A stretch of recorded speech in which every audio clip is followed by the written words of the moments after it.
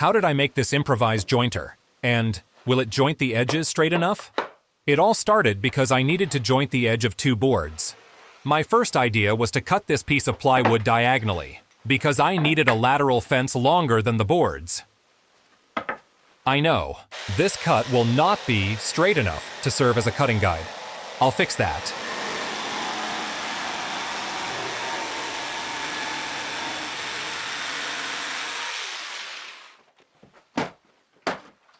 Using double-sided tape, I'll stick a very straight wood strip to it.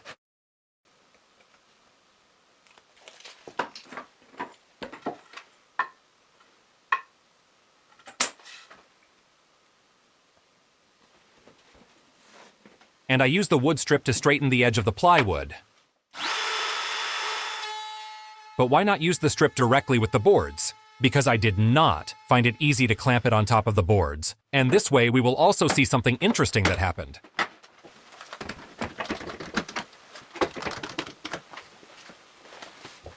Did you notice that wavy pattern in the edge of the plywood?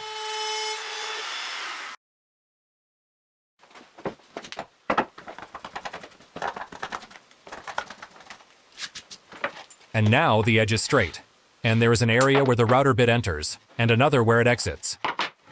The grain runs more or less like this, so I will route in this direction. I place the fence on top of the board, clamp it down, and here, I need to leave room for the router. But when I press here, the edge lifts up. I place the other board underneath the plywood, at the back.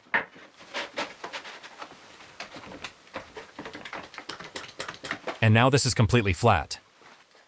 I adjust the router bit to plane the edge of the board.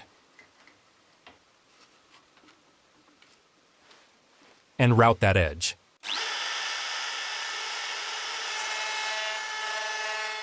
But once I finish, I see a wavy pattern on the edge.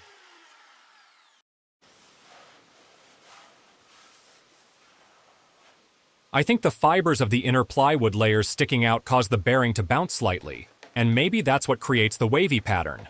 Honestly, I'm not sure, but I'm changing plans. But, of course, I will finish this first.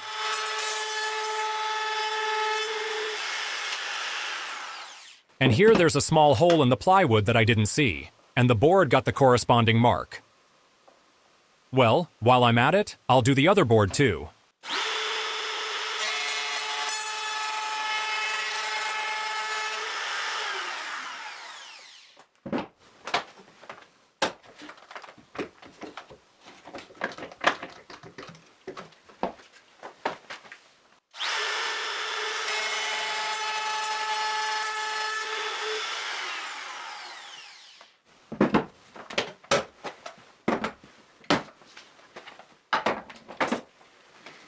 Not a terrible fit, but definitely there is room for improvement. I'm still using the same bit in the palm router, and I'm going to use my horizontal router table. I built it in the previous video. I'll leave the link below. The bearing should not stick out. I don't need it, and it would get in the way. And I want to use this setup like a benchtop jointer. This is a cabinet scraper. And this double-sided tape, well, it sticks very well to metal. Look how hard it was to remove it later. It took me quite a while. But let's finish this video first. We're applying it now, right?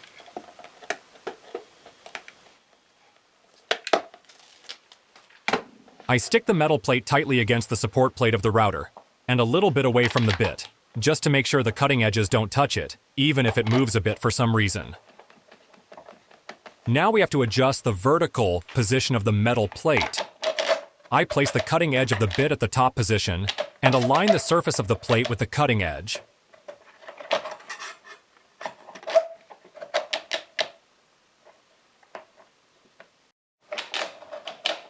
When the plate is well aligned, I tighten the wing nuts and make sure the table is at a 90-degree angle.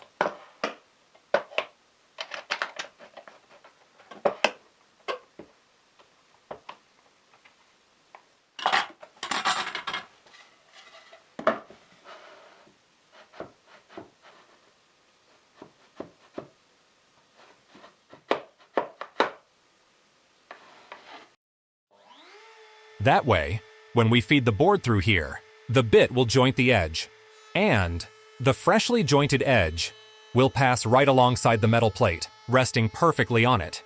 It's important to keep the jointed edge perfectly against the reference surface while we finish jointing.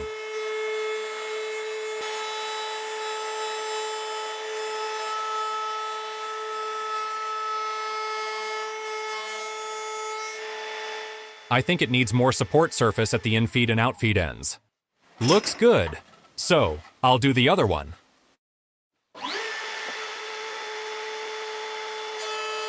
I don't like that here I get too close to the router machine.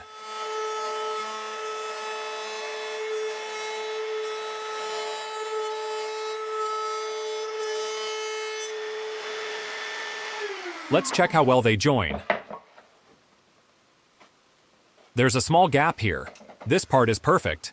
Another tiny gap here, and here more or less. I'd say, overall, it's acceptable. But in a coming soon video, we'll build a better DIY bench jointer. Here we can see how there's a bit of a gap in some spots. Thanks for watching the video, and if you enjoy my content, subscribe and click the bell.